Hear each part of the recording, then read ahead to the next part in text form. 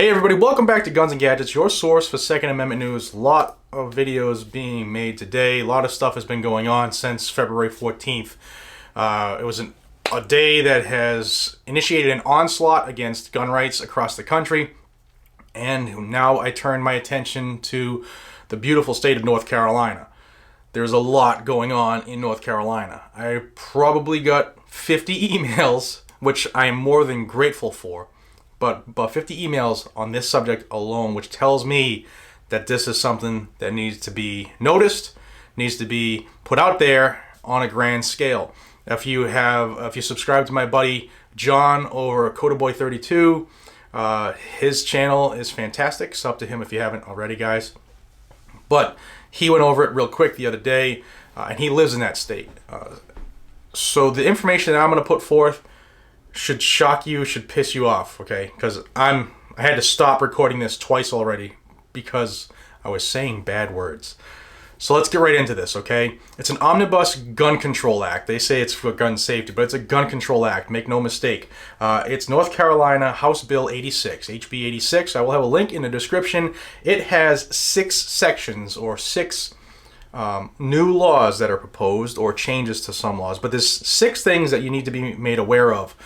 And they're not good. Not a single one of these 6 are good. But watch through to the end of the video because there is a caveat. There was one good thing submitted by the House Republicans in North Carolina that not a lot of people are giving a lot of airtime to. So stay tuned for that because it's called constitutional carry. So the first one is background checks on all sales. They're looking to do the same thing that HR 8 is doing on the national level, and it's to make person-to-person firearm sales and transactions illegal. Every transaction would require a background check, a NICS check. Now, the problem with that is some of the bills that I have read, I just whistled, I sound like an old guy there. Some of the bills I have read, where it comes to these universal background checks on all gun sales is what they say, is they say that a transfer is what will require this or kick in this background check requirement. And the problem is that some of them, where if I'm at the range and I say, here, try out this new Glock 43X, tell me what you think. That's a transfer. That needs a background check. And then that person gives it back. Oh, it's pretty cool, I like it. Or no, it's a POS. That's a transfer. Firearms lent to students by an instructor in some states, not all of them. In some states, these laws are calling those transfers. A lot of problems. And in fact, that one is in New Hampshire, of all places. That's looking to make that a transfer.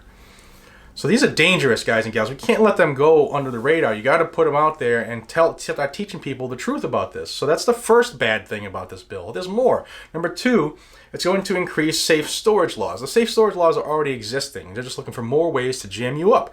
Number 3 is they're going to prohibit those people from the age of 18 to 20 and 364 and a half days old from purchasing long arms, or the way they said it, assault weapons. There is no such thing as assault weapons, but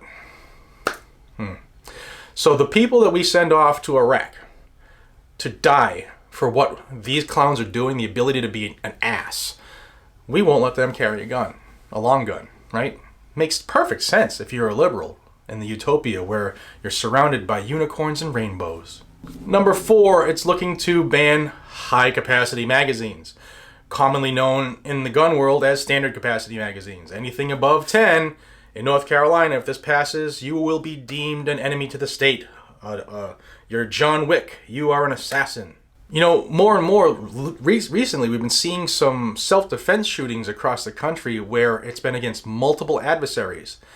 And a 10-round magazine limit could cost somebody their life when the bad guys are coming in. In fact, I don't remember where it was, but and I'm paraphrasing, but 3 armed men went into a house to rob and maim and whatever else they wanted to do.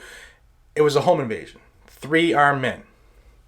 The person inside opened fire as they were outside the door ready to kick it in, okay?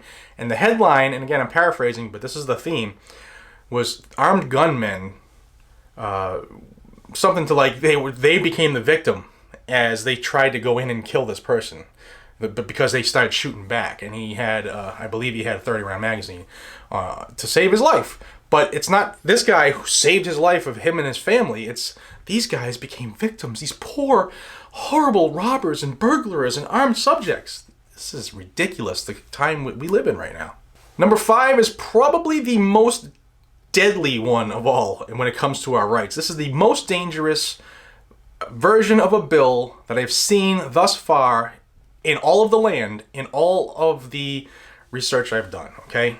This one is going to let local governments, meaning towns, counties, cities, to set their own gun regulations.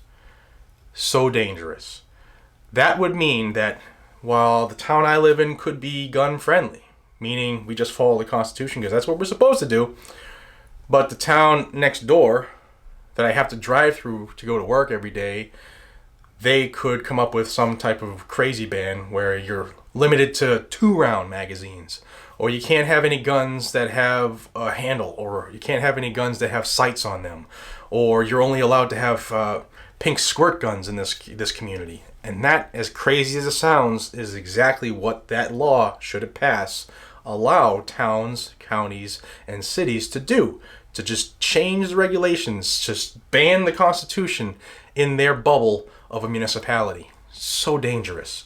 And you don't hear a lot of play about this, and I'm counting on you all, my viewers, to get it out. Please. It is dead serious that has to get out.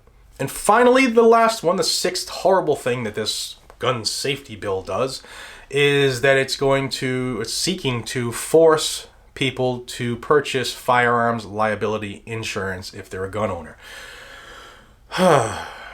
It's nothing more than federal extortion, okay? You don't need insurance to defend yourself. The ass clown perpetrating the crime on you that caused you to send him to his maker, that person whose injuries are a direct result of his aggression towards another person, that person, if he doesn't pay the ultimate price, should go to jail forever and go break rocks, go to hard labor. That's the way it should be. Or in some states, get the death penalty. This state, we don't have that because it's so scary. Now, there are a couple of good things that happened on Valentine's Day in North Carolina. So I wanted to tell you those as well, because so much so you just get the bad stuff. So the House Republicans also filed a couple bills. One was looking to increase funding for school districts to pay for police in schools to help keep the kids safe. Also, a bill is looking to expand mental health screening for students, because often our juveniles are so... Sometimes they have issues that can, if left unchecked, can fester into horrible things that we've already seen play out. So they need help. Why ignore them? All right. So this is looking to give more money to do some mental health screenings in the schools and to help those who need help. Makes sense, right? But we don't want to talk about the mental health problem. Don't want to talk about that. Also, a bill is looking to require high schools to hold one school safety event every year. In some parts of the country, it's called Run, Hide, Fight. In others, it's called other things. But unless you train, you're not going to react.